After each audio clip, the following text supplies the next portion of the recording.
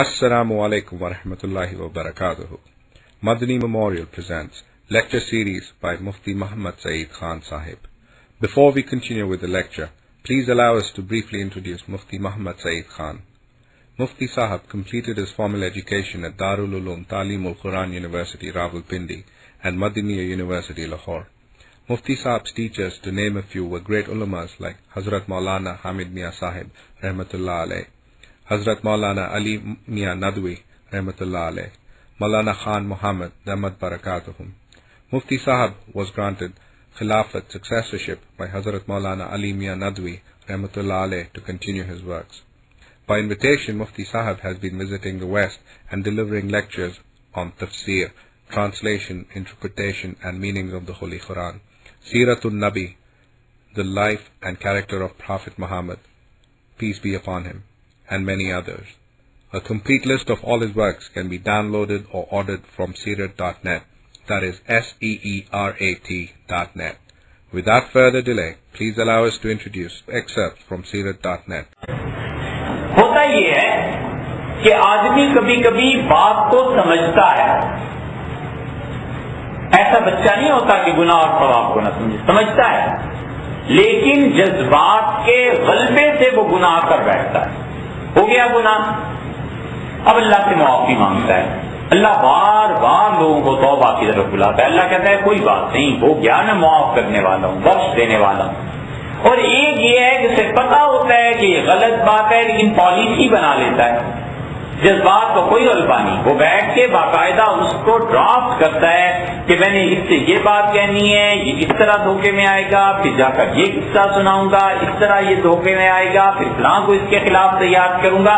وہ پوری سازش جب بناتا ہے نا، تو اس سازش کا بنانا یہ ہے نفاق. قرآن جس کو کہتا ہے وَلَٰكِن لَا يَشْعُرُونَ، اسے شعور نہیں ہے کہ اس کا یہ نفاق کہاں چلے جائے گا. اس نفاق میں بڑی اہم بات صوفیہ نے لکھی. یہ صوفیہ جو ہیں، یہ جو باتیں لکھتے ہیں، فقہا نہیں لکھتے. فقہا تو کہتے ہیں یہ جائز ہے، یہ ناجائز ہے، یہ حلال ہے، یہ حرام ہے، بس. وہ کہتے ہیں حضرت اس کی حکمت، وہ کہتے ہیں حکمت کے لیے جاؤ بھائی دوسرے کوچے میں، وہ کہیں اور سے دریافت کرو. ہمارے ہاں جو سودا بکتا ہے وہ اتنا ہی ہے کہ حلال اور حرام بتا دیں. ساری چیزیں ایک ہی چھت تلے جمع ہو جائے، ایسی جامع شخصیات کبھی کبھی پیدا ہوتی ہیں. اب صوفیہ کے ہاں آئے تو صوفیہ نے جو کمال کی بات لکھی ہے نا، جو اصل میں نفاق کی جڑ کاٹتی ہے اور اصل میں انسان کی شخصیت بناتی ہے، وہ کہتے ہیں کہ حدیث نفس میں مبتلا. بس اتنی بات وہ لکھتے ہیں، ایک فکرہ کہ حدیث نفس میں مبتلا. حدیث نفس کا مطلب یہ ہے کہ آدمی اپنے آپ سے باتیں کرتا ہے. ہم باتیں ہی کرتے ہیں نا. مثلا ابھی آپ نکلیں گے یہاں سے تو آپ اپنے آپ سے بات کریں گے نا کہ ابھی مجھے گھر جانا ہے، او گاڑی کہاں ہے، ادھر ہے ادھر ہے، او فلاں نے کہا تھا فلاں چیز لے آنا. وہ بھی آدمی اپنے آپ سے باتیں ہی کر رہا ہوتا ہے. تو یہ جو دل میں باتیں کرتا ہے، اصل بات یہی ہے. زبان تو اس کے اظہار کا ایک ذریعہ ہے. اصل بات اللہ خود بھی کتاب میں کہتا ہے کہ اصل بات وہ ہے جو تم اپنے دل میں کرتے ہو. زبان اظہار کا ذریعہ ہے بھائی، قلم اظہار کا ذریعہ ہے، اشارہ اظہار کا ذریعہ ہے. فالج ہو گیا، اشارہ نہیں کر سکتا، بول سکتا ہے، اظہار کا ذریعہ ہے نا. گونگا ہے تو لکھ سکتا ہے. تو اظہار کا ذریعہ بات تو وہ ہے جو دل میں ہے. قرآن اسی لیے حضور صلی اللہ علیہ وسلم فرماتے ہیں نا کہ جو ذکر چھپا ہوا ہے دل سے کیا جاتا ہے، وہ ذکر 70 گنا زیادہ ثواب دلاتا ہے لوگوں کو، بجائے اس ذکر کے جو اونچی آواز سے کیا جائے.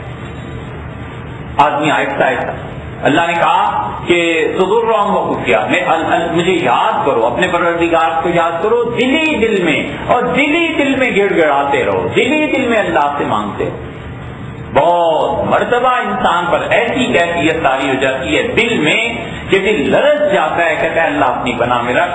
رونا چاہتا ہے، رو نہیں پاتا پبلک کی وجہ سے، کسی کی وجہ سے دل لرز جاتا ہے. یا گھر سے دلی دل سے دعا مانگتا ہے کہ اللہ خیر فرما، اس بچے کو چھوڑ کے جا رہا ہوں اسکول، خدایا اس سے خیر سے واپس گھر بھیج دے.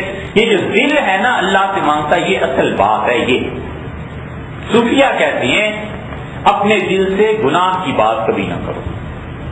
یہ ہے اصل جڑ نفاق کی کٹتی ہے اس سے. جب آدمی اپنے دل سے گناہ کی بات کرتا ہے نا تو پہلی مرتبہ جب گناہ کی بات کرتا ہے بڑی دشواری ہوتی ہے. مثلاً ایک آدمی نے پہلی مرتبہ چوری کرنی ہے، سوچے تو دل سے کہے گا چوری کریں، مسئلہ حل نہیں ہوتا. دل کہے گا توبہ کرو، چوری نہیں کرتے، بری بات ہے. پھر مجبور ہوگا، پھر دل سے کہے گا، پھر دل مانتا ہے اچھا چوری، پھر کہتا ہے کہاں چوری کرو، کہتا ہے اس گھر میں ڈرتا ہے. چوری کر کے جب پہلی مرتبہ آتا ہے تو سینے چھٹے ہوئے ہوتے ہیں کہ اف اتنا برا کام. وہ دل نے پورا پلان بنایا نا، منصوبہ بنایا، اس طرح جائیں گے، یہ تالا کاٹیں گے، یہ کریں گے، یہ کریں گے. یہ ہے دل کے ساتھ باتیں کرنا گناہ کی.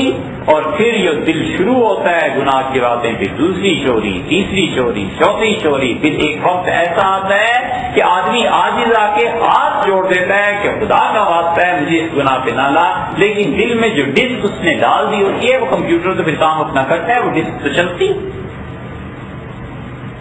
یہ ہے ساری انسانی شخصیت کے بگاڑ کی جڑ. اسی لیے صوفیہ کہتے ہیں اپنے دل سے گناہ کی بات ہی نہ کرو. دل جب گناہ کی بات کرے تو اس کی بات کو کاٹ دو، کچھ اور سوچنے لگو. جب بات کرو گے گناہ کی تو پھر اس کی انتہا نہیں ہے، پھر وہ گناہ پر لے جائے گا، پھر تکرار ہوگی، حتیٰ کہ تم جان چھڑاؤ گے دل جان نہیں چھوڑے گا، وہ گناہ کی طرف لے جائے گا.